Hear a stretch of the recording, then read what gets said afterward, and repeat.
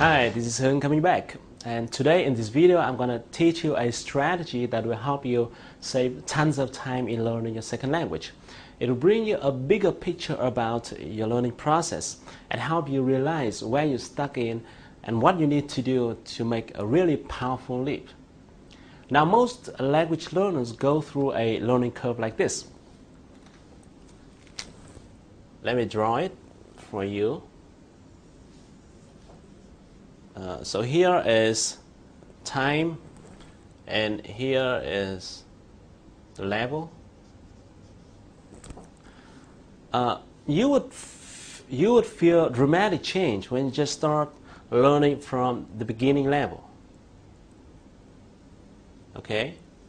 If you didn't notice this fact, it's probably because it's been too long ago. You started learning English for so long that you didn't remember how quick your improvement was at that moment. So normally when you just started to learn the very first words, you would feel like you're improving very quickly. And after a certain period of time, maybe 3 or 4 months, you study continuously, or maybe longer, it depends. You reach some point between the pre-intermediate or intermediate level.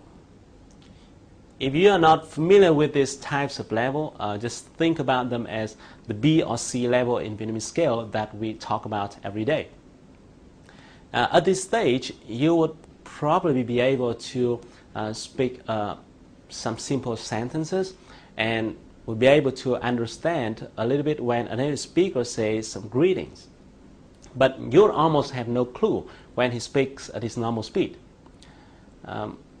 And then, now you'd feel like you stop improving. You'll feel like you stop improving.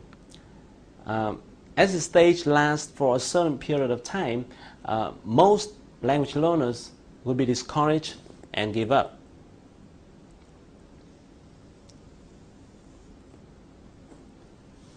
And sometimes sometimes maybe you come back and learn here and there a little bit for a few days or a few weeks, but it's not considerable. Only few people overcome this period and become really proficient in listening and speaking a second language. So here is going to be advanced or super advanced. This learning curve explains why most Vietnamese people stop at the B or C level, where they just started to speak simple sentences and not yet develop their listening and speaking skills at all.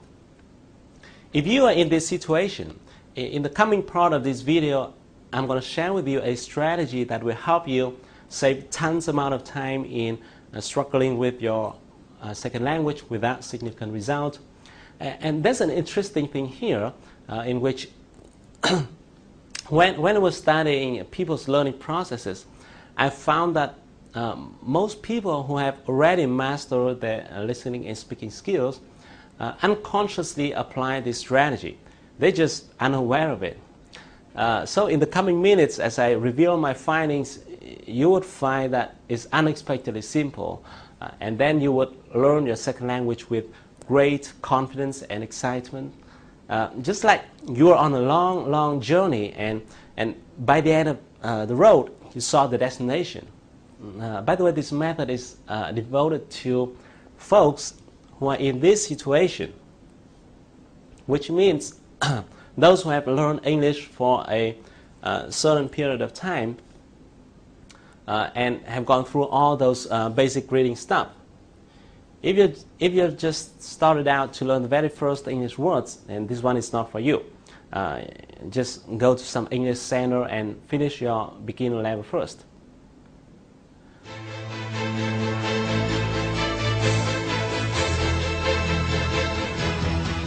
So how does this strategy actually look like? In your daily conversation, you'll be touching various topics. To give you a snapshot, let's take a look at this category list. If you look at this, you'll find that there are many different topics such as sport and finance and fashion, business, entertainment, healthcare, government, and so on. And within each topic, there are some smaller subtopics inside.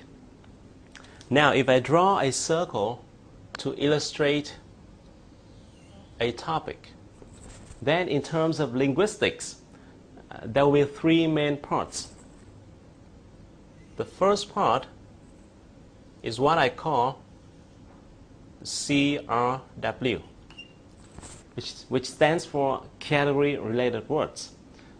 It contains the words that are frequently used within a certain topic. For example, if you're talking about finance, then the category-related words of the topic finance would be like bank, account, debt, and loan, and so on, right?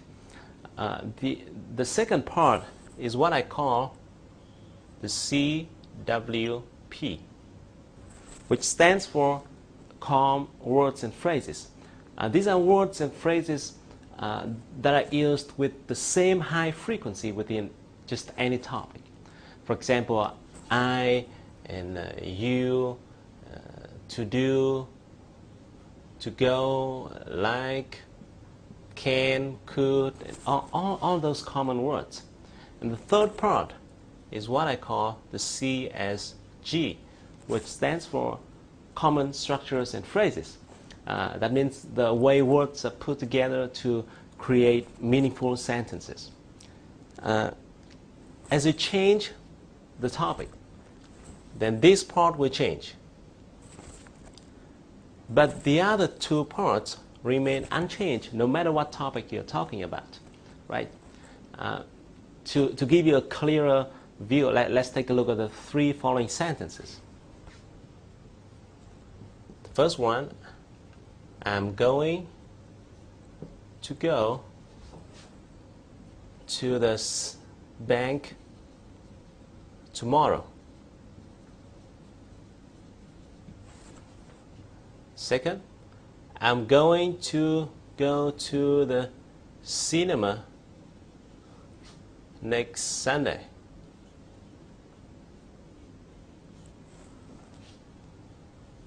The third one, I'm going to start an entrepreneur next month. Okay. Now, if you look at these three sentences, the word bank and cinema, entrepreneur, are category-related words, belong to the topics finance, entertainment, and business accordingly, right? And these words will change as you change the topic. But the other words, like to go tomorrow, next Sunday, start next month, and the structure, going to do something in the near future, next day, next month, next year, remain unchanged no matter what topic you're talking about. So, do you get the point?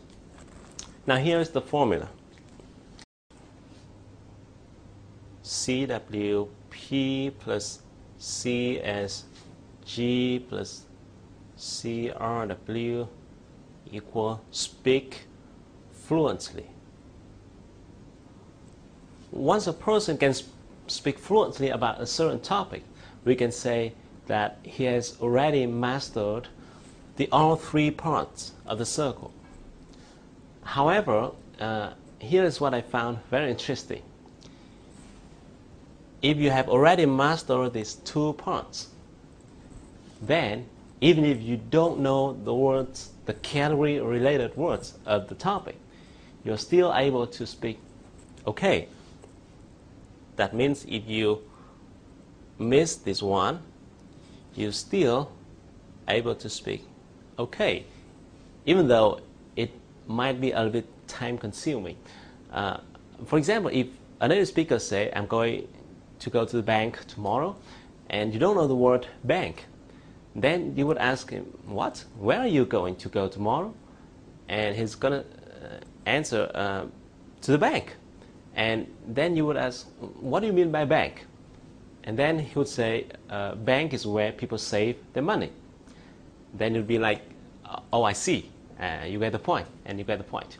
So that way, you are still able to continue the conversation, even though it might not go very smoothly. However, on the contrary, if you do not master these two parts, and even if you know the words within this part, you are still able, you're still not able to have a conversation. For example, in the previous example, if you know the word bank and you can only hear what bank tomorrow, then you would have no idea what he's talking about and won't be able to continue the conversation.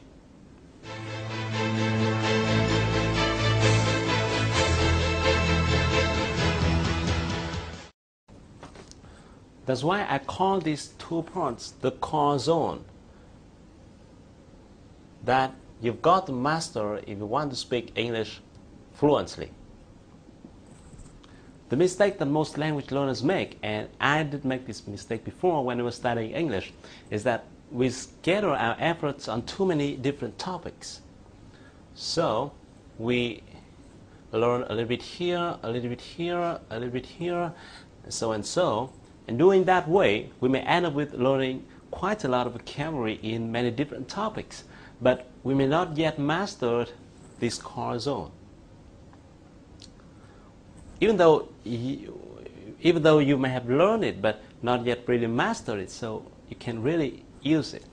And this could be the reason why you may have learned English for a long period of time, but and know quite a lot of words, but so far you can't hear or speak fluently about any topic yet. I think it's not a fault, but it's because when we follow those English textbooks, we have been familiar with reading a bit of story about a new topic today, and then listening to a news about another topic tomorrow, and then practicing about a totally new different topic another day. I also know many people use materials from international tests like IELTS or TOEFL, in which there are many different reading and listening parts about various topics in the world. And doing that way is not really efficient. What you need to do is to focus on one topic at a time. Just focus on a single topic at a time until you master it.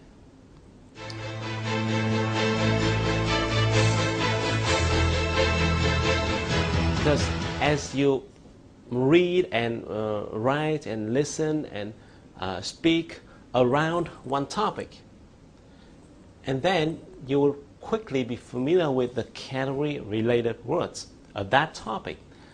Depending on the size of the topic you choose, the number of category-related words of that topic would be a few hundred or even less. And after getting used to all those category-related words, you will no longer be distracted by too many new words. And then the magic happens.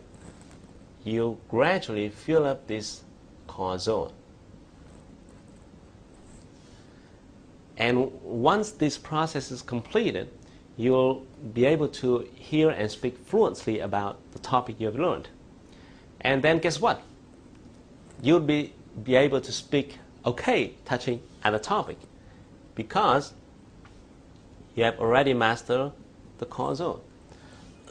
Now, if you're interested in a new topic, all you need to do is to learn the category-related words of that topic,